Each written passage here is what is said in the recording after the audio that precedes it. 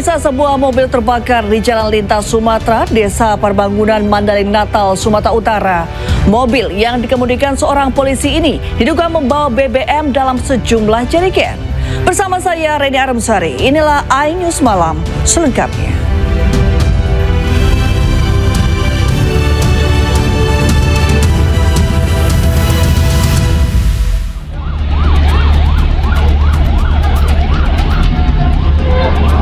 Sebuah mobil minibus terbakar di Jalan Lintas Sumatera, Desa Parbangunan, Mandailing Natal, Sumatera Utara.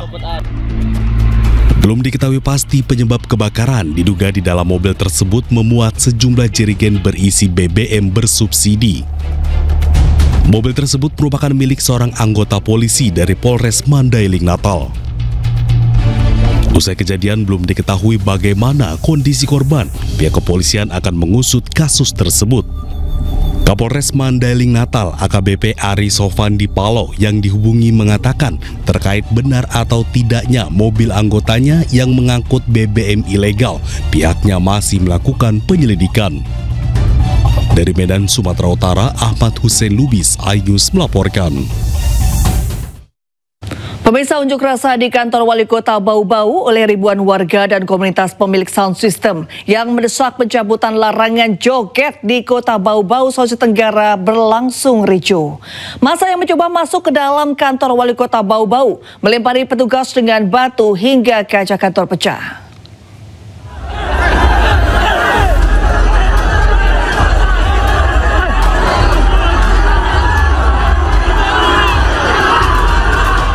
Unjuk rasa sejumlah komunitas pemilik sound system dan ribuan warga Bau-Bau di depan kantor wali kota Bau-Bau, Sulawesi Tenggara berlangsung ricuh. Masa mendesak wali kota Bau-Bau segera mencabut surat edaran terkait larangan menggelar acara joget di ruang terbuka saat larut malam. Unjuk rasa pun berakhir bentrok antara massa dan Satpol PP serta polisi yang berjaga. Surat larangan joget hingga dini hari dikeluarkan karena banyaknya warga yang mengeluh terganggu jam istirahat mereka. Massa yang mencoba masuk ke dalam kantor wali kota Bau-Bau namun dihalau oleh petugas dan membuat massa semakin brutal. Mereka melempari polisi dan Satpol PP dengan batu hingga membuat kaca kantor wali kota Bau-Bau pecah. Tak sampai di situ saja, massa juga membakar sesuatu dan melempari petugas dengan api. Satpol PP sudah sampaikan untuk bersabar menunggu, tetapi mereka banyak terlalu arogan. Saya kira mereka arogan, mereka tidak bersabar lagi. Tadi juga kami dipanggil dengan Pak Sekda agar memanggil perwakilan mereka, tetapi pas kami turun sudah melempar, sudah bunyi kaca. Ambil tonnya. Untuk menghindari massa semakin brutal, petugas pun menangkap sejumlah pengunjuk rasa yang diduga menjadi penyebab kericuhan. Sementara sebagian yang lain pun kocar-kacir melarikan diri. Dari kota Bau-Bau, Sulawesi Tenggara, Andi Eba, iNews melaporkan. Ya pemirsa, tidak diberi jamu, dua pemuda mengamuk di sebuah toko jamu di perbatasan Depok dan Pondok Cabe, Tangerang Selatan. Pemilik toko terpaksa menutup tokonya hingga sekarang.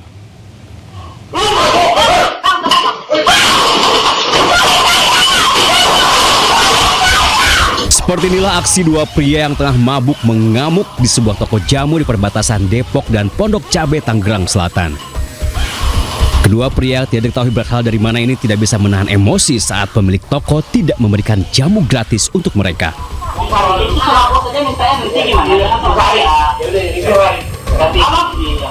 Emosi keduanya semakin memuncak saat pemilik toko mengusir mereka hingga melemparkan botol minuman. Warga yang melihat kejadian pun langsung mencoba melerai. Dia datang langsung marah-marahin gitu bang. Berapa orang bang? 2 orang. Oh 2 orang belakangnya. Iya. Itu apa dia marah-marah kenapa katanya? Ya saya nggak tahu penyebabnya. Pokoknya dia datang itu posisinya belum buka juga, tapi orangnya mau keluar. Tiba-tiba orang itu datang. Aksi kedua pria ini menghebohkan warga setempat hingga videonya viral di media sosial. Akibat peristiwa ini, pemilik toko jamu terpaksa menutup toko mereka untuk sementara waktu. Dari Depok, Jawa Barat, Iyung Rizky, iNews melaporkan. Ya, Aksi tak manusiawi terhadap anak-anak terjadi di Boyolali, Jawa Tengah. Sejumlah anak ditemukan disekap dalam kondisi terlantar, kelaparan, dan kaki dirantai di sebuah rumah.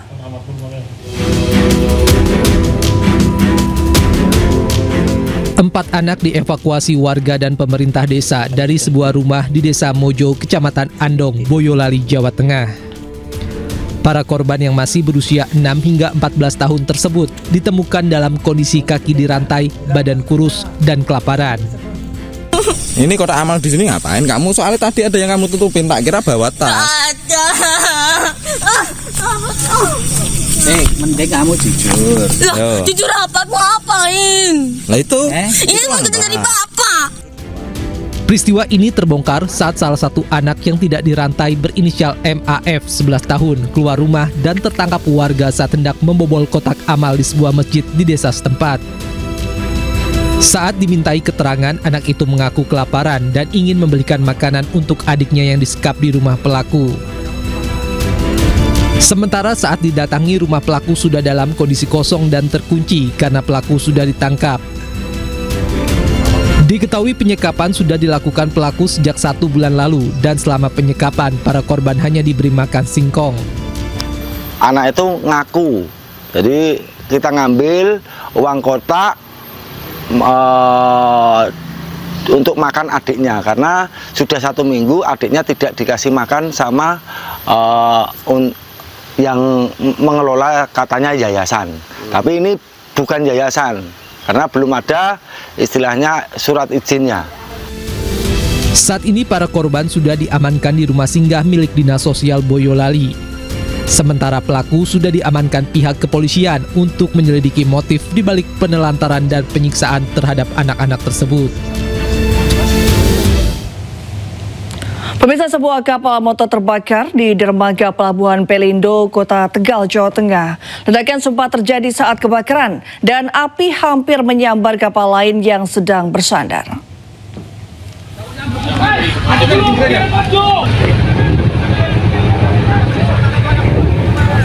Kapal motor penangkap ikan yang tengah bersandar di dermaga Pelabuhan Pelindo, Kota Tegal, Jawa Tengah, tiba-tiba terbakar. Ledakan sempat terjadi saat api menyambar tumpahan solar. Hal itu membuat api dengan cepat melahap badan kapal. Bangkai kapal yang terbakar membuat panik para ABK dan nahkoda karena terhempas angin menuju kapal lain yang bersandar. Beruntung, sejumlah kapal bisa dipindahkan keluar dermaga sehingga tidak menyambar ke kapal lain.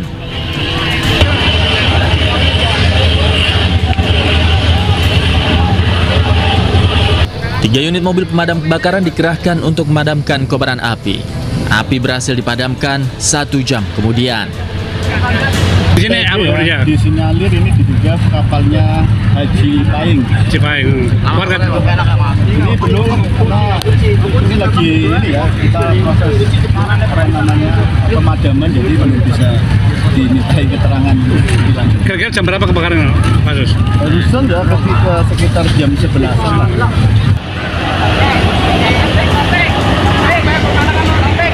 Tidak ada korban jiwa dalam kebakaran ini, namun kerugian ditaksir mencapai ratusan juta rupiah. Dari Tegal, Jawa Tengah, Unibar, iNews melaporkan.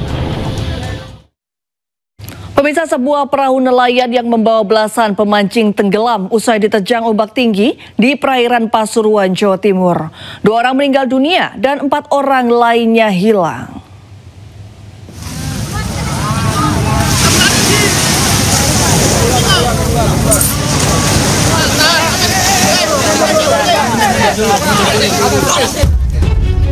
Sebuah perahu nelayan yang membawa 18 orang pemancing tenggelam usai diterjang ombak tinggi di perairan Pasuruan, Jawa Timur. Akibat kejadian ini 2 orang meninggal dunia, 11 lainnya selamat, sementara 4 lainnya hilang.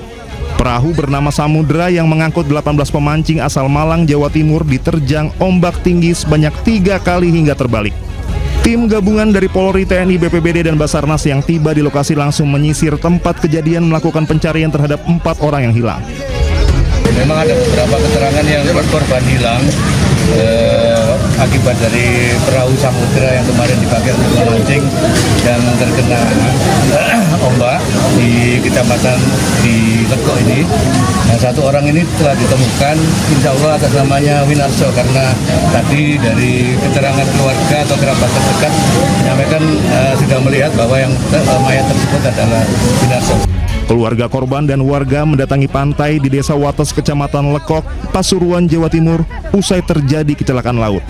Hingga kini proses pencarian masih dilakukan, sementara 3 korban selamat masih dirawat di RSUD Grati, Kabupaten Pasuruan.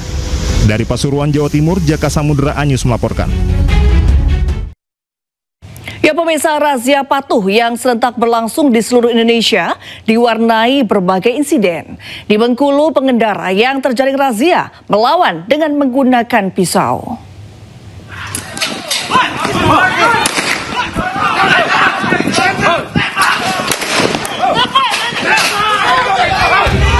Tembakan peringatan berulang kali dilepaskan untuk menghentikan aksi pengendara motor yang akan menyerang polisi. Bukannya menyerah, pelaku yang tengah membawa sebilah pisau ini memilih kabur.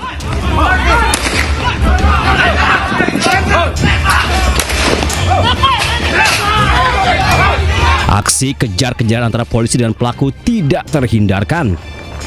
Pelaku yang sempat bersembunyi di dalam semak-semak akhirnya berhasil ditangkap. Dari hasil pemeriksaan diketahui pelaku adalah warga Kota Bengkulu yang dalam kondisi mabuk. Jadi pada saat melaksanakan operasi, salah satu warga yang diduga pelaku ini langsung diberhentikan, tidak menerima, kemudian mengeluarkan sajam menyerang anggota lantas, yaitu Ibda Zilfi. Diserangnya, ngejar, kemudian diduga pelaku ini kabur ke hutan di belakang rumah orang, dan kabur dikejar sama anggota. Berjarak mungkin kurang lebih 200 meter dapat dikejar itu, dan ditemukan sajamnya juga. Kita amankan dulu orangnya, kemudian kita cari lagi sajamnya, belum ketemu, kita temukan juga sajamnya itu, dapat juga sajamnya yang untuk menusuk anggota lantas tadi.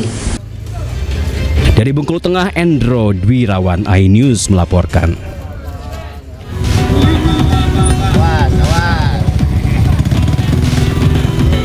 Di Jakarta, hari pertama operasi patuh jaya yang digelar Satlantas Polres Pelabuhan Tanjung Priok di pintu masuk pelabuhan diwarnai sejumlah pelanggaran.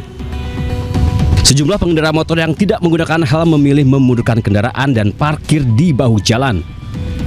Selain pelanggaran helm yang tidak sesuai standar, pelanggaran terbanyak didominasi dengan berbonceng lebih dari satu. Tadi sudah banyak kami temukan, pertama melanggar rambu, ya, parkir tidak pada tempatnya. Yang kedua, tidak menggunakan helm, tidak membawa kelengkapan surat-surat, bahkan tadi ada kendaraan yang tidak dilengkapi surat-surat. Sebagai informasi, operasi patuh jaya ini akan digelar selama 14 hari mulai 14 Juli hingga 27 Juli 2005. Pengendara melanggar akan diberi surat teguran untuk tidak kembali melakukan pelanggaran dalam berkendara.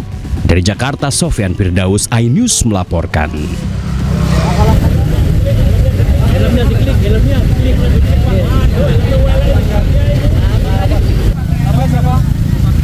Di Sidoarjo, Jawa Timur, di hari pertama Operasi Patuh Semeru 2025, petugas kepolisian menjaring puluhan pelanggar yang terjaring razia.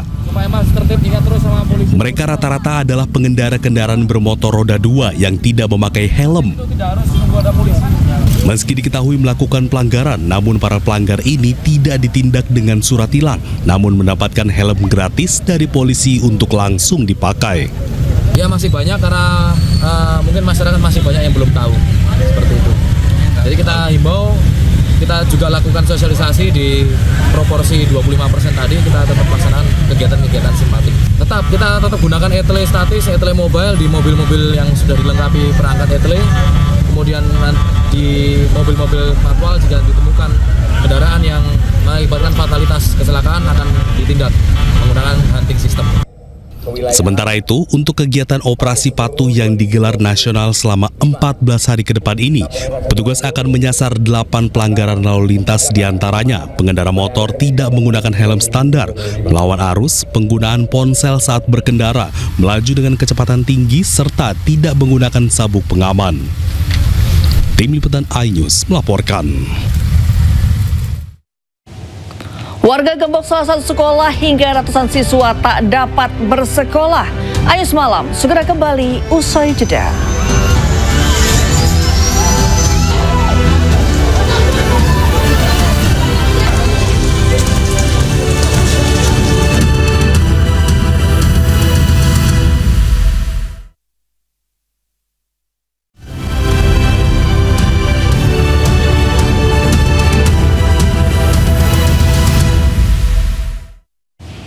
Terima kasih Anda kembali menyaksikan iNews Malam pemirsa.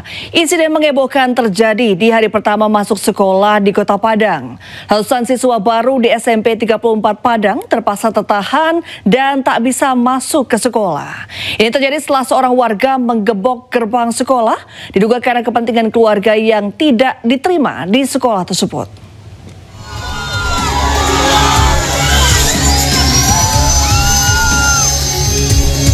Polisi terpaksa memotong rantai besi yang menggembok pagar sekolah SMP 34 Padang. Pasalnya, gerbang sekolah digembok oleh oknum warga yang kecewa karena 4 orang keponakannya tidak diterima di sekolah ini. Setelah gerbang berhasil dibuka, ratusan siswa pun berhamburan memasuki kelas. Pelaku yang berada di dalam sekolah langsung digiring polisi untuk dimintai keterangan. Para siswa yang kesal dengan ulah pelaku meluapkan kesalahan mereka dengan meneriakinya.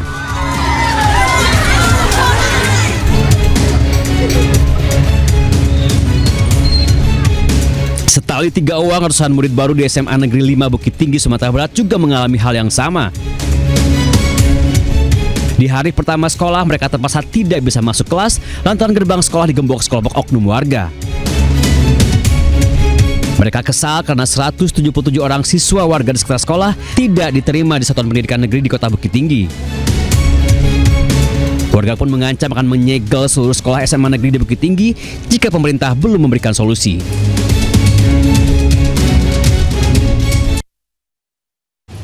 Ya, di pertama sekolah, Bupati Tangerang menginspeksi pembelakuan sekolah swasta gratis. Ya, pembelakuan tersebut dilakukan agar pihak sekolah benar-benar tidak melakukan pungutan SPP ke siswa.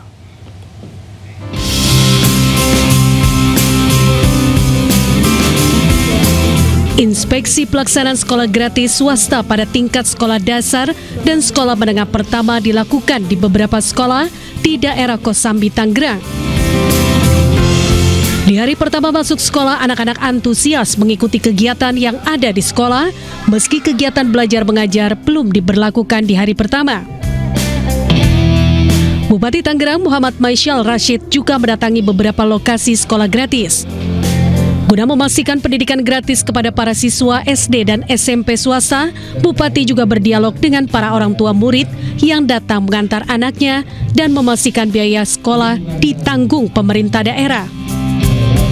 Dengan dana 40 miliar rupiah tersebut untuk mengcover 51.000 siswa SD dan SMP di Kabupaten Tangerang, dan bantuan ini tepat sasaran serta bisa digunakan untuk operasional sekolah dan honor para guru.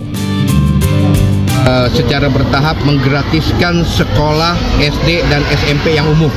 Ya, tapi secara bertahap ya, secara bertahap. Setiap tahun nanti akan kita tingkatkan lagi jumlah.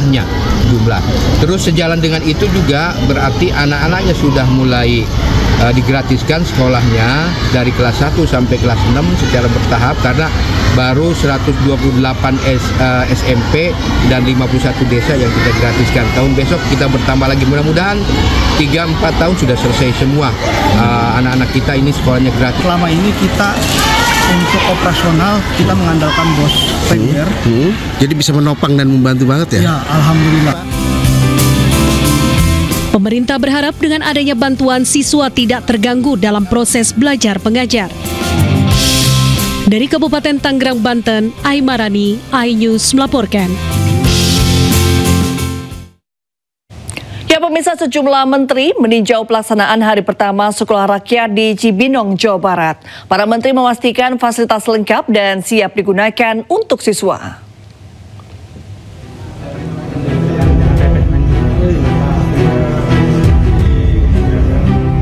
Menko Pemberdayaan Masyarakat Muhaimin Iskandar dan sejumlah menteri meninjau pelaksanaan sekolah rakyat hari pertama di Cibinong, Jawa Barat.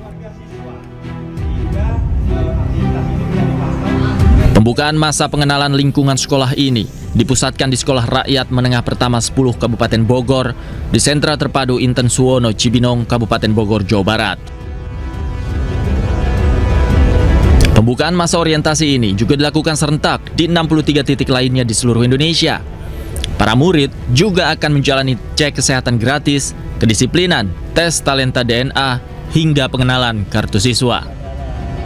Menggunakan gedung pemerintah maupun pemerintah daerah yang dinyatakan layak oleh PU. Itu dulu prinsipnya itu. Jadi di sekolah rintisan ini memanfaatkan gedung yang sudah ada, baik milik pemerintah atau kementerian, lembaga maupun untuk milik pemerintah daerah.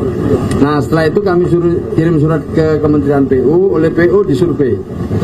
Nah, kelayakannya seperti apa dan kira-kira kapasitas muridnya berapa. Seperti di sini kita terima 100 itu karena hasil rekomendasinya Kementerian PU. Sementara itu, Menko Pemberdayaan Masyarakat Muhaimin Iskandar menilai bahwa seluruh fasilitas yang ada sudah lengkap dan layak untuk digunakan. Semua lengkap. Pak Mensos telah menyediakan semua asrama, tempat tidur, kamar, UKS, OSIS, tempat laboratorium lengkap. Laboratorium akan selengkap-lengkapnya, perpustakaan, kelas. Yang paling penting modul pendidikan yang computerized sudah siap. Total ada 100 titik lokasi rintisan sekolah rakyat yang mulai beroperasi di seluruh Indonesia pada tahun ajaran 2025-2026. Dari Cibinong, Kabupaten Bogor, Jawa Barat, Jessica Winoto, Leman, iNews melaporkan. Ya, pemirsa, Presiden Prabowo Subianto mendirikan sekolah rakyat gratis untuk keluarga tidak mampu di Indonesia. Prabowo berharap anak-anak Indonesia lebih sejahtera dan sukses di masa depan. Sekolah berasrama untuk keluarga yang paling tidak mampu. Karena saya bertekad untuk memutus rantai kemiskinan. Kalau bapaknya pemulung, anaknya tidak boleh jadi pemulung. Kalau bapaknya tukang beca, anaknya tidak perlu harus jadi tukang beca. Kalau bapaknya susah, tidak punya penghasilan yang cukup, anaknya tidak boleh terus. Untuk itu tidak ada jalan lain. Kita harus berani. Siapa berani menang, berani benar berhasil.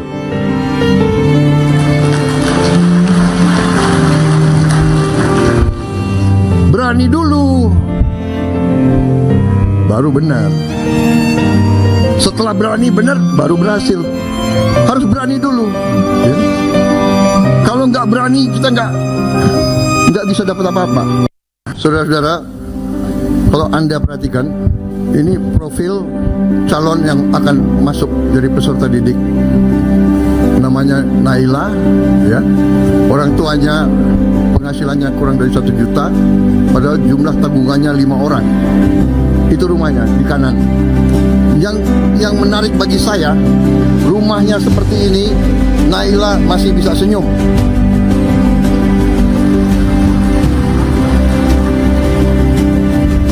Saudara-saudara sekalian, rekan-rekan pura, ini perjuangan kita. Sisa hidup saya, perjuangan saya adalah untuk merubah nasib Naila di Indonesia. Ya, kita ke informasi lainnya, pemirsa. Ribuan pencari kerja di Cianjur, Jawa Barat rela antri berdesakan untuk mendapatkan pekerjaan di depan salah satu toko. Diketahui toko tersebut merekrut sebanyak 50 karyawan untuk ditempatkan di posisi kasir, content creator, bagian gudang, dan pramuniaga.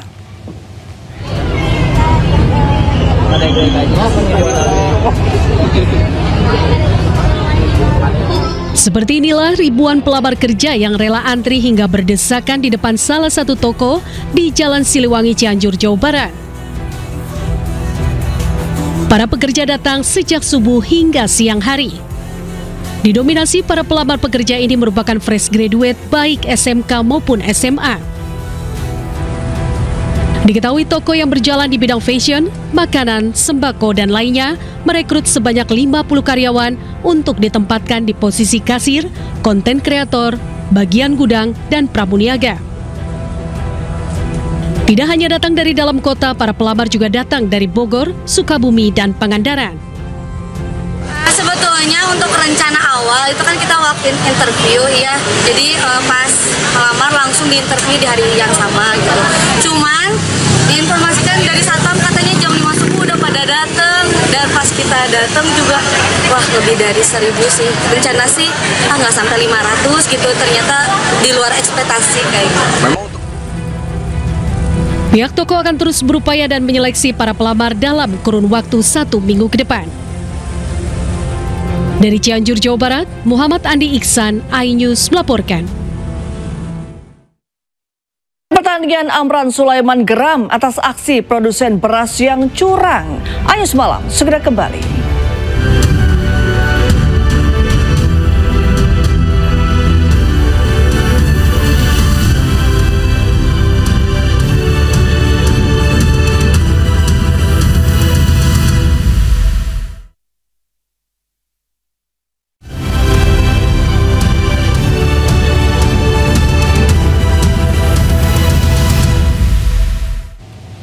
Kembali di iNews Malam, pemirsa. Sekjen PDIP Hasto Kristianto hari ini menjalani sidang replik kasus dugaan suap dan perintangan penyidikan. Hasto menyebut replik yang dibacakan oleh jaksa tidak menjawab isi pledoinya terkait dugaan kriminalisasi dan penyelundupan fakta.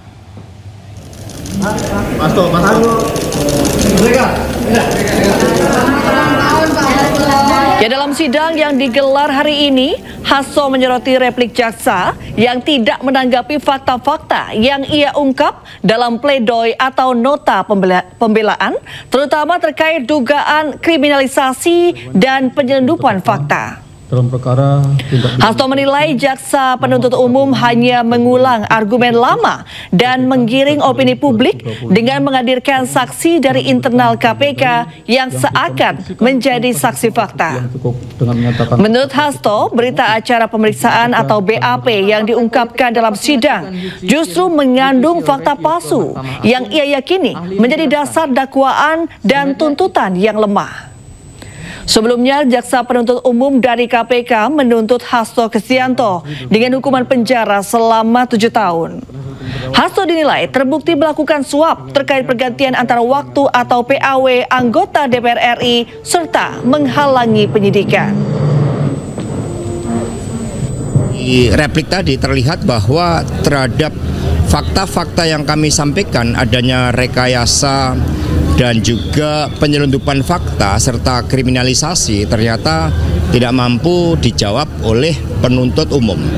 Bahkan kemudian terjadi penggiringan opini bahwa saksi-saksi dari internal KPK itu sepertinya adalah saksi fakta terhadap kejadian operasi tangkap tangan. Padahal yang terjadi sebenarnya mereka dihadirkan dengan suatu berita acara pemeriksaan di mana di dalam BAP itu mengungkapkan suatu fakta-fakta yang diselundupkan, suatu fakta-fakta palsu yang berasal dari BAPK, dan itulah yang menjadi dasar dari pembuatan surat dakwaan dan surat tuntutan, dan seluruh argumentasi yang kami sampaikan di dalam pledoi tidak mampu dijawab oleh jaksa penuntut umum. Karena itulah kami meyakini bahwa melalui pengadilan ini hakim akan mengambil keputusan-keputusan berdasarkan fakta-fakta hukum, di mana sudah ada 3 persidangan, nomor 18, nomor 28 tahun 2020 dan persidangan kali ini. Dan kami akan mempersiapkan dupliknya dengan sebaik-baiknya, sekaligus sebagai suatu pendidikan politik tentang bagaimana keputusan harus diambil berdasarkan fakta-fakta hukum yang ada di persidangan, bukan berdasarkan asumsi dari penuntut umum. Terima kasih. Merdeka. Merdeka. Ya, sementara itu pemirsa, mantan Menteri Perdagangan Thomas Trikasih Lembong alias Tom Lembong hari ini membacakan duplik dalam persidangannya. Lembong menyebut proses persidangan kasus dugaan korupsi impor gula seperti perang. Silakan duduk. Ya, terdakwa kasus tindak pidana korupsi impor gula Tom Lembong hari ini kembali menjalani sidang lanjutan dengan agenda duplik atau tanggapan penasihat hukum atas replik jaksa. Dalam sidang, penasihat hukum Tom Lembong meminta majelis hakim menolak seluruh replik yang diajukan jaksa penuntut umum. Selain itu, jaksa dinilai mengada-ada dan tidak jelas lantaran penetapan tersangka tidak sesuai prosedur yang seharusnya memenuhi dua unsur alat bukti. Tom juga membantah anggapan bahwa dirinya menunjuk perusahaan tertentu dalam urusan impor gula yang disebut merugikan negara sebesar 578 miliar rupiah. Tom mengatakan dirinya tidak pernah memberi arahan ke siapapun untuk memenangkan pihak tertentu dalam urusan impor gula. Rencananya sidang vonis Tom Lembong akan digelar pada Jumat 18 Juli mendatang. Masih menyampaikan duplik ya, jadi tanggapan atas tanggapan dari jaksa penuntut terhadap nota pembelaan kami ya.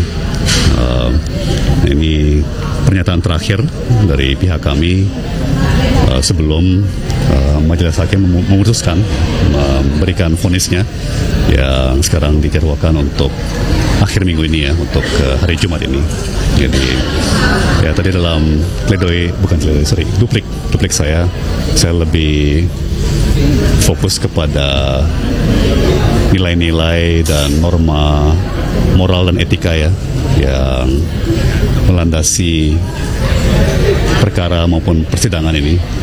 Pada kesempatan ini saya menyampaikan rasa terima kasih saya kepada semua pihak yang terlibat dalam perkara ini ya, dari tentunya tim penasihat hukum saya yang luar biasa ya, juga kepada para hakim ya, yang sepanjang persidangan yang melelahkan dan kompleks ya, menjalankan tugasnya dengan sebaik-baiknya dan berusaha untuk menjalankan sidang secara tertib dan dalam suasana hikmat dan bijaksana ya, juga kepada bahkan para jaksa yang bekerja secara profesional ya.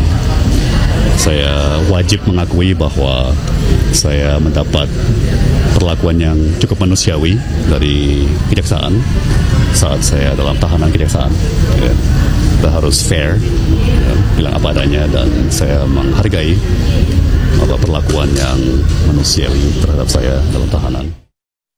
Ya, kita ke informasi selanjutnya, pemirsa. Presiden ke-7 Republik Indonesia Joko Widodo menduga ada agenda politik besar di balik isu ijazah palsu.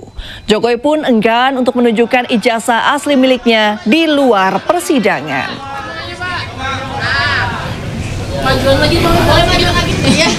Ya, adanya dugaan agenda politik besar di balik isu ijazah palsu yang dihembuskan Roy Suryo CS disampaikan Jokowi di kediamannya di Solo, Jawa Tengah. Sementara itu, terkait perkembangan kasus ijazah palsu yang naik penyidikan, Jokowi menyerahkan pada proses hukum di Polda Metro Jaya. Jokowi pun enggan untuk menunjukkan ijazah asli miliknya di luar persidangan. Dalam proses hukum sudah, malah saya baca kemarin sudah dalam proses penyidikan, ya sudah serahkan pada proses hukum yang ada, kemudian kita lihat nanti di sidang-sidang yang ada di pengadilan seperti apa. Tapi yang jelas saya ingin menunjukkan ijazahnya di dalam sidang pengadilan nantinya. Tidak ada rencana sama sekali untuk menunjukkan secara di luar sidang ya Pak? Enggak, Roy Suryo. harus dalam sidang-sidang pengadilan yang ada nanti akan saya tunjukkan ijazah asli yang saya miliki. Ya. Ada tanggapan kalau tudingan ijazah palsu ini untuk mengaburkan legasi Pak Jokowi, tanggapannya apa? Saya berperasaan memang kelihatannya ada agenda besar politik di balik isu-isu ini, ijazah palsu, isu pemakzulan. Ini perasaan politik saya mengatakan ada agenda besar politik untuk menurunkan reputasi politik, untuk mendowngrade yang ya buat saya biasa-biasa aja lah. Termasuk isu yang untuk pemakzulan Mas termasuk Gibran itu ya. Jadi jasa palsu, pemakzulan Mas Wapres, saya kira ada agenda besar politik. Dan biasa aja. Ya, kita ke informasi selanjutnya, pemirsa. Kejaksaan Agung mengaku sudah mencekal Riza Khalid setelah ditetapkan sebagai tersangka dalam kasus dugaan korupsi tata kelola minyak mentah. Namun Kejagung belum bisa menetapkan saudagar minyak itu sebagai DPO dan melakukan permintaan ekstradisi.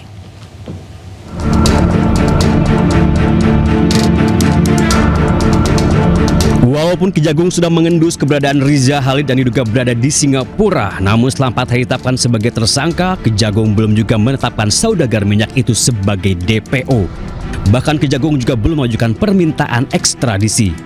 Menurut Kepala Pusat Penerangan Hukum Kejagung, Harli Siregar, Kejagung terlebih dahulu akan memanggil Riza Khalid sebagai tersangka, dan jika yang bersangkutan mangkir, maka statusnya akan dinaikkan sebagai DPO. Karena statusnya sudah tersangka, maka langkah awal yang harus dilakukan oleh penyidik adalah melakukan pemanggilan terhadap yang bersangkutan. Kalau yang bersangkutan tidak memenuhi panggilan, nah baru dilakukan langkah-langkah hukum selanjutnya. Jadi tidak bisa serta-merta misalnya dinyatakan DPO ya, atau melakukan permintaan ekstradisi ya.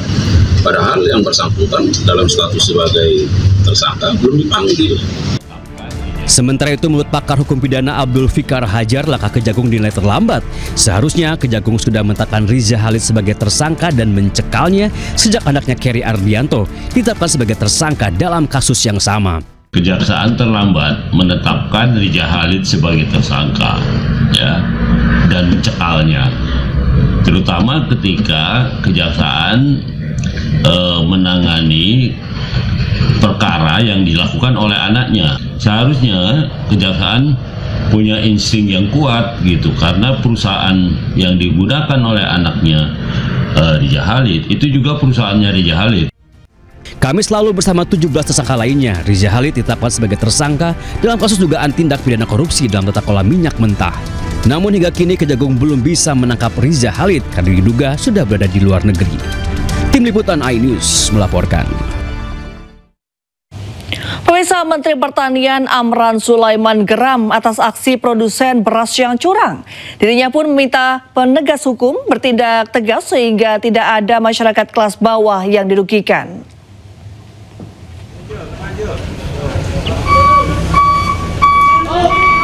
Ya, kerugian akibat praktek dugaan penipuan yang dilakukan produsen beras terhadap konsumen di Indonesia mencapai 99 triliun rupiah per tahunnya. Menurut Amran, modus dari para produsen beras yaitu mengoplos beras kemasan yang diklaim premium atau medium dengan beras biasa. Tak hanya mengoplos, produsen nakal tega mengurangi kuantitas beras dalam setiap kemasan. Seharusnya 5 kilo, tetapi hanya diisi 4,5 kilogram.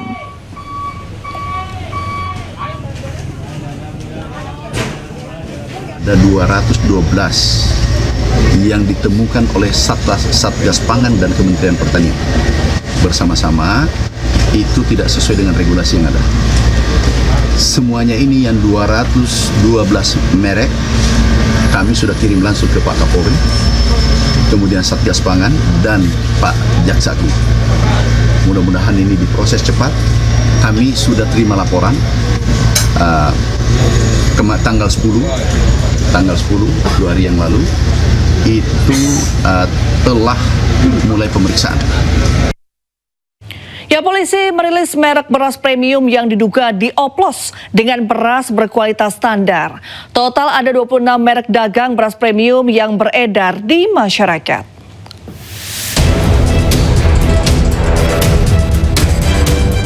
Satgas Pangan Polri mengungkap 26 merek beras premium yang diduga dioplos dengan beras biasa. 4 produsen beras premium yang diduga melakukan praktek curang tersebut telah diperiksa pada hari Kamis lalu. Keempat produsen tersebut yaitu Wilmar Group, Food Station Cipinang Jaya, Belitang Panen Raya, dan Sentosa Utama Lestari atau Java Group. Dan berikut adalah merek dagang beras premium yang terindikasi dioplos dengan beras berkualitas standar. Merek dagang Sania, Sofia, Fortune, dan Slip yang diproduksi oleh Wilmar Group. Alfamidi Setra Pulen, beras premium Setra Ramos, beras Pulen Wangi, Food Station, Ramos Premium, Setra Pulen, dan Setra Ramos diproduksi oleh PT Food Station Cipinang Raya. Merek beras Raja Platinum dan Raja Ultima, produksi perusahaan Belitang Panen Raya. Kemudian beras merek Ayana, produksi Sentosa Utama Lestari atau Java Group. PT Unifood Candi Indonesia yang memproduksi beras premium merek Lezat dan Laris. Beras merek Topi Koko, produksi PT Buyung Putra Sembada. Kemudian Elevas Maximus dan Slip Hammer, produksi PT Bintang Terang Lestari Abadi. Merek Dua Koki dan beras Subur Jaya, produksi PT Subur Jaya Indotama. Beras merek Raja Udang dan Kakak Adik, produksi CV Bumi Jaya Sejati. Serta merek Pandan Wangi BMW Citra, Kepala Pandan Wangi, dan Medium Pandan Wangi, produksi PT Jaya Utama Santika. Masyarakat diimbau waspada dan mengenali daftar merek beras oplosan tersebut. Karena jangan-jangan salah satunya adalah beras yang biasa kita konsumsi. Tim Liputan iNews melaporkan. Ya, cuaca buruk proses evakuasi KMP Tunu Pratama Jaya tertunda. Informasinya usai jeda.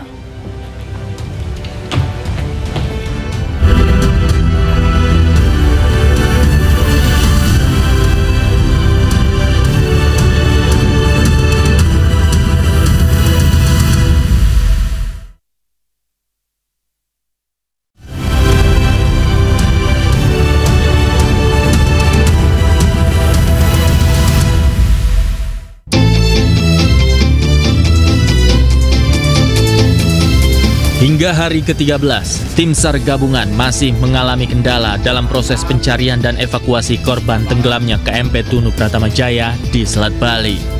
Hingga Senin, masih ada 17 penumpang KMP Tunu Pratama Jaya yang masih belum ditemukan. Arus laut yang cukup kencang membuat drone ataupun alat ROV terbawa arus. Meski posisi kapal telah ditemukan melalui drone bawah laut, namun kondisi cuaca menjadi faktor utama dalam operasi SAR. Proses evakuasi KMP Tunu Pratama Jaya masih dipertimbangkan dengan cermat demi keamanan tim penyelamat. Dengan situasi yang begini, tentu pemerintah akan berupaya maksimal. Makanya tim dari direktorat terkait akan berkoordinasi dengan kami di sini SMC dan seluruh stakeholder untuk mengambil langkah-langkah. Dan hal ini perlu dilaporkan kepada pimpinan yang terkait. Saya akan melaporkan ke Search Coordinator, para operator jasa bandara akan melaporkan ke Kementerian Perhubungan. Hingga kini, dari 65 orang di dalam kapal, 30 orang berhasil selamat, 18 orang meninggal dunia, dan 17 lainnya masih dinyatakan hilang. Operasi penyelamatan SAR masih terus dilanjutkan dengan harapan cuaca segera membaik agar proses evakuasi bangkai kapal dan korban yang masih hilang bisa diselesaikan. Dari Banyuwangi, Jawa Timur, Eri Sutomo, iNews melaporkan. Kita beralih ke kasus kematian diplomat muda Kemenlu. Polisi membenarkan istri Aryan Daru Pangayunan menghubungi penjaga kos hingga 3 kali.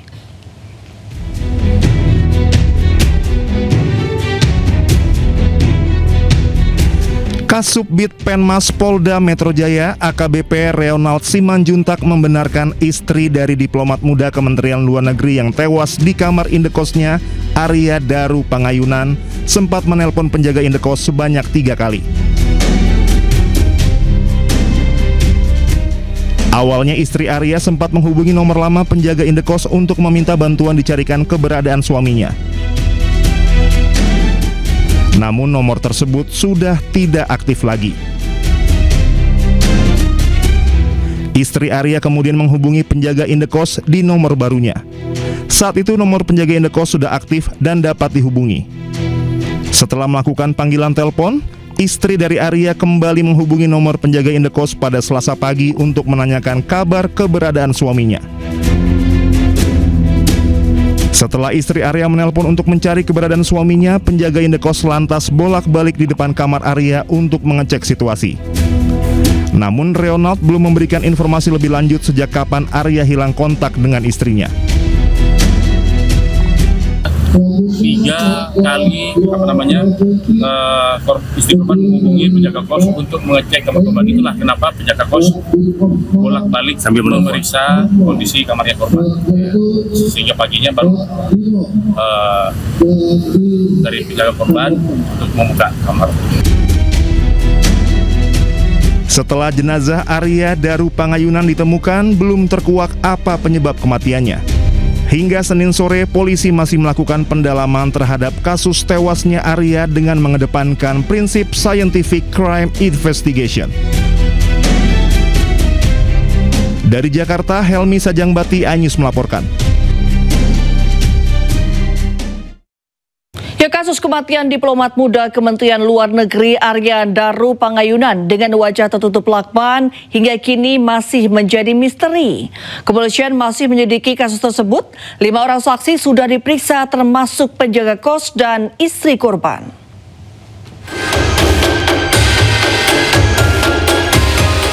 Kasus kematian diplomat muda Kementerian Luar Negeri Arya Daru Pangayunan dengan wajah tertutup lakban hingga kini masih menjadi misteri. Polisi menyelidiki setiap detail barang bukti termasuk jejak sidik jari pada lakban yang melilit bagian kepala korban. Selain itu, polisi juga menunggu hasil penyelidikan patologis terhadap organ tubuh korban. 5 saksi sudah diperiksa termasuk penjaga kos dan istri korban. Usai olah TKP, polisi memastikan tidak ada dokumen dan barang berharga yang hilang. Tidak ada indikasi kekerasan pada tubuh korban. Bukti berupa CCTV dari rumah kos korban juga telah dikumpulkan polisi.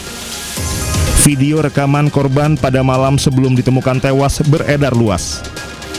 Dalam rekaman terakhir, aktivitas korban terlihat di halaman indekos. Korban sedang membawa kantong plastik menuju samping kamarnya. Tak berselang lama, terlihat korban kembali ke kamarnya.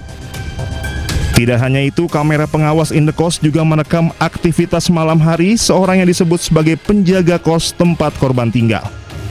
Sekitar pukul 00:27 pada 8 Juli, nampak seorang penjaga kos berjalan mondar-mandir di sekitar kamar kos korban.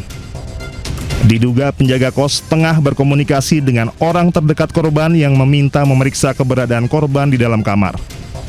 Tidak terlihat gerak-gerik mencurigakan dari si penjaga kos atau keberadaan orang lain. Setelah tidak berhasil mengetahui keberadaan korban, sekitar pukul 5:20 pagi, penjaga kos kembali mengecek kamar kos korban.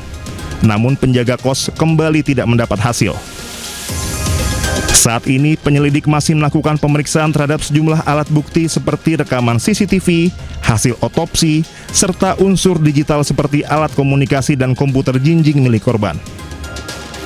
Hingga kini misteri tewasnya Arya Daru Pangayunan belum juga terungkap.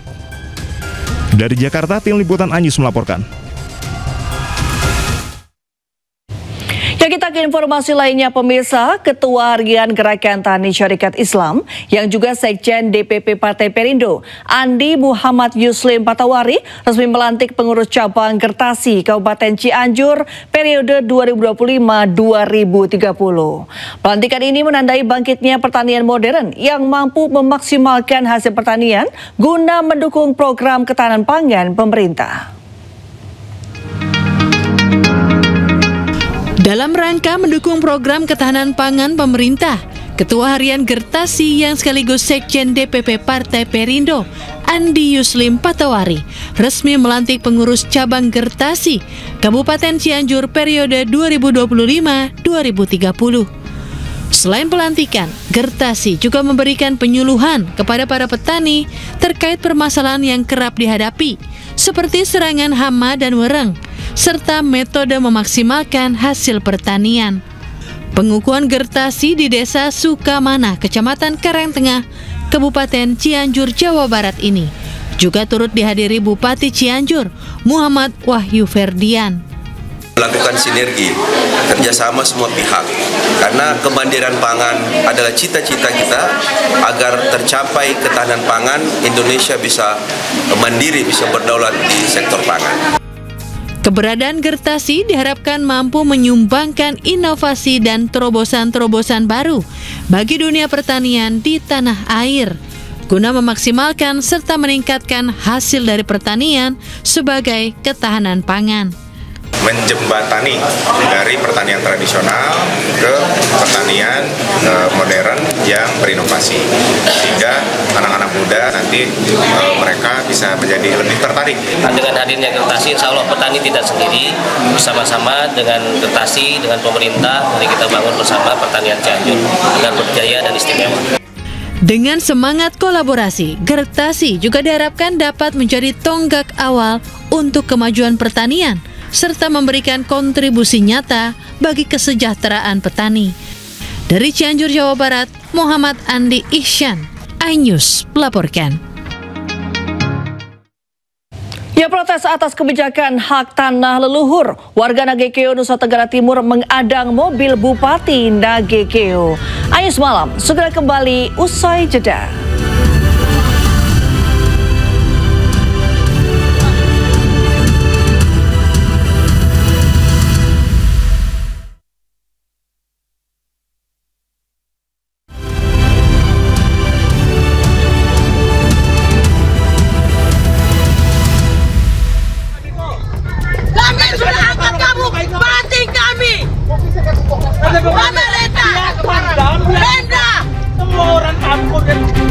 Warga desa Tonggu Rambang, Kabupaten Nagekeo, Nusa Tenggara Timur, memblokade jalan raya.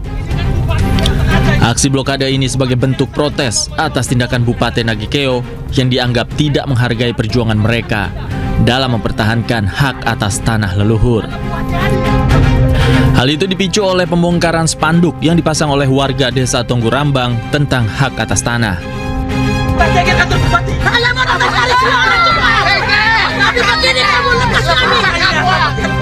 Situasi memanas saat mobil Bupati Nagekeo, Simplicius Donatus, yang dikawal mencoba menghindari blokade massa. Hal itu dilihat oleh warga, sehingga warga yang marah memaksa Bupati turun dari mobilnya. Baca, kami pasang muli tapi dibongkar. Nah justru karena dibongkar itu tuh kami bawa royo. Yang itu yang kami tidak terima. Emosi tidak ada apa-apanya. Aksi protes tersebut berakhir setelah warga menyuruh Bupati Nagekeo dan rombongan pulang. Blokade juga telah dibuka oleh petugas dan arus lalu lintas kembali normal. Dari Kabupaten Nagekeo, Nusa Tenggara Timur, Joni Nura, iNews melaporkan. Ya, unjuk rasa di kantor wali kota Bau-Bau oleh ribuan warga dan komunitas pemilik sound system yang mendesak pencabutan larangan joget di kota Bau-Bau, Sulawesi Tenggara berlangsung ricuh. Massa yang mencoba masuk ke dalam kantor wali kota Bau-Bau melempari petugas dengan batu hingga kaca kantor pecah.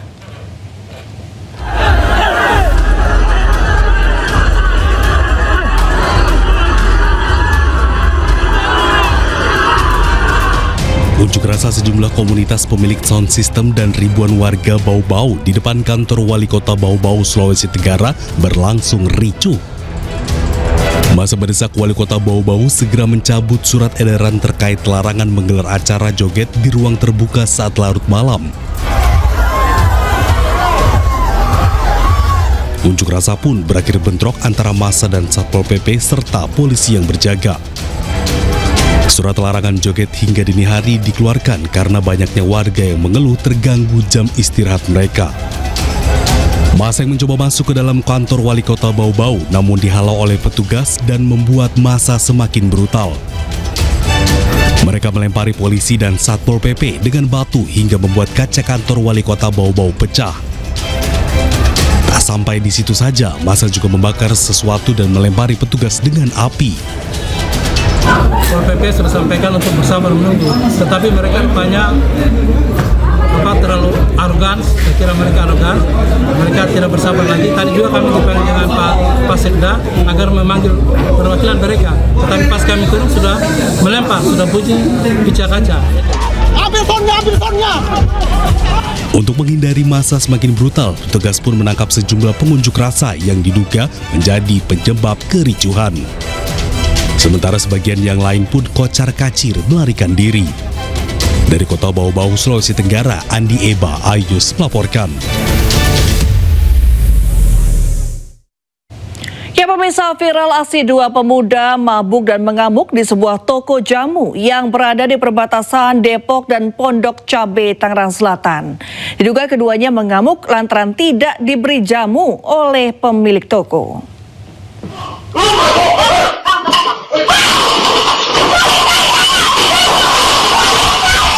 Seperti inilah aksi dua pria yang tengah mabuk mengamuk di sebuah toko jamu di perbatasan Depok dan Pondok Cabe, Tangerang Selatan.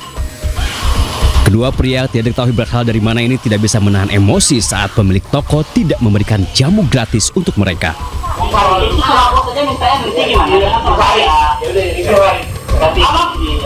Emosi keduanya semakin memuncak saat pemilik toko mengusir mereka hingga melemparkan botol minuman.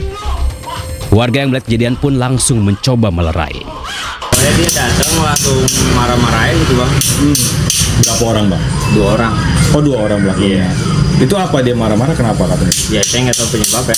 Pokoknya dia datang itu posisinya belum buka juga, tapi orangnya mau keluar. Tiba-tiba orang itu datang. Aksi kedua pria ini menghebohkan warga setempat hingga videonya viral di media sosial. Akibat peristiwa ini, pemilik toko jamu terpaksa menutup toko mereka untuk sementara waktu. Dari Depok, Jawa Barat, Iyung Rizky, iNews melaporkan. Ya masih di iNews Malam pemirsa, sebuah pesawat kecil jatuh dan meledak di Bandara Southend, London, Inggris sesaat setelah lepas landas. Bandara menghentikan seluruh aktivitas penerbangan sampai batas waktu yang belum ditentukan.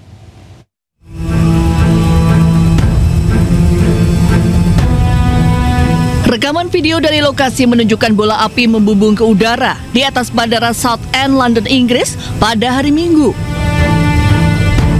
Pesawat Beechcraft B200 Super King Airjet yang hendak terbang menuju Belanda jatuh lalu meledak hebat tak lama setelah lepas landas. Kecelakaan menyebabkan bandara menghentikan seluruh aktivitas penerbangan sampai batas waktu yang belum ditentukan. Sedikitnya 5 penerbangan internasional dibatalkan setelah kecelakaan tersebut.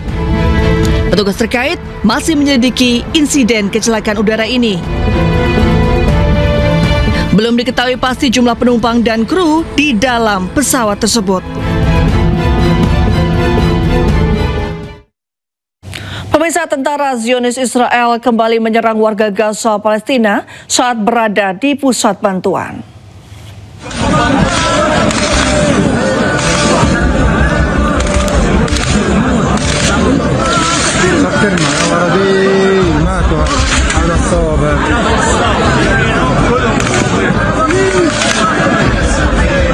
Ya, dari video amatir yang terekam oleh warga, tentara Israel melepaskan tembakan ke warga Gaza di pusat bantuan yang diawasi oleh Amerika Serikat dan Israel di Rafah. Insiden ini terjadi di tengah situasi kemanusiaan di Gaza yang masih kritis. Ya, dari laporan Palang Merah, Rumah Sakit Lapangan di Rafah telah mencatat lebih dari 250 orang tewas dan 3.400 pasien terluka akibat penembakan sejak lokasi distribusi makanan yang dikelola Israel didirikan di Gaza sejak 27 Mei lalu.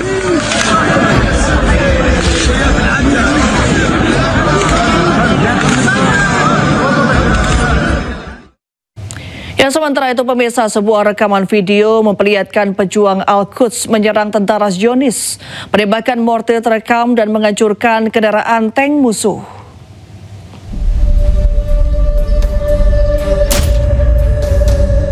Sebuah video berdurasi 1 menit 47 detik memperlihatkan pejuang dari Al-Quds merencanakan dan menyiapkan penyerangan ke pos tentara Zionis Israel.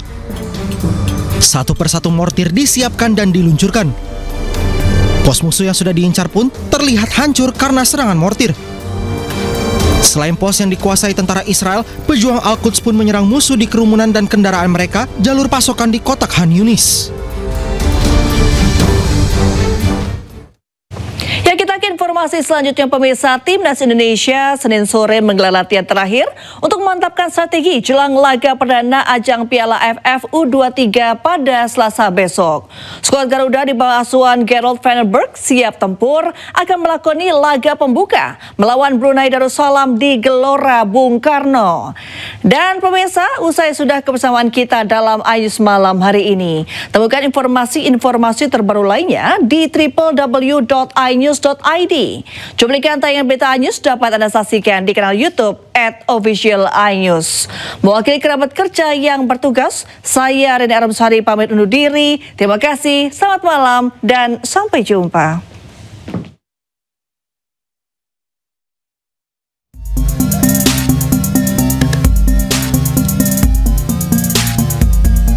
Skuad Garuda Muda terus mematangkan strategi dalam latihan terakhir yang digelar di Stadion Madia GBK jelang laga pembukaan ajang Piala AFF U23 Selasa besok. Skuad di bawah asuhan Gerard Van den Berg telah menyiapkan permainan mengejutkan untuk Garuda Muda. Dalam latihan terakhir ini, Van den Berg hanya melakukan latihan ringan untuk anak asuhnya. Strategi permainan telah diraciknya dari pemusatan latihan yang telah dilakukan 3 pekan terakhir. We trained for 3 weeks, so I know what they will do. The only thing is that you know, a game is always other than a training, but I believe in the play, so I'm not feeling that. All the players are in good condition, coach. Yes, about Brunei, I don't know something about Brunei, but I think we have to think about ourselves, and hopefully we can play a good game. Seluruh pemain juga dipastikan dalam kondisi fit dan siap tempur dalam gelaran ini. Van den Berg juga meminta dukungan penuh dari para supporter Indonesia dalam pertandingan di ajang ini. Dari deretan nama pemain yang dipanggil, kini tersisa 23 orang yang akan disiapkan dalam pertandingan yang dimulai Selasa besok.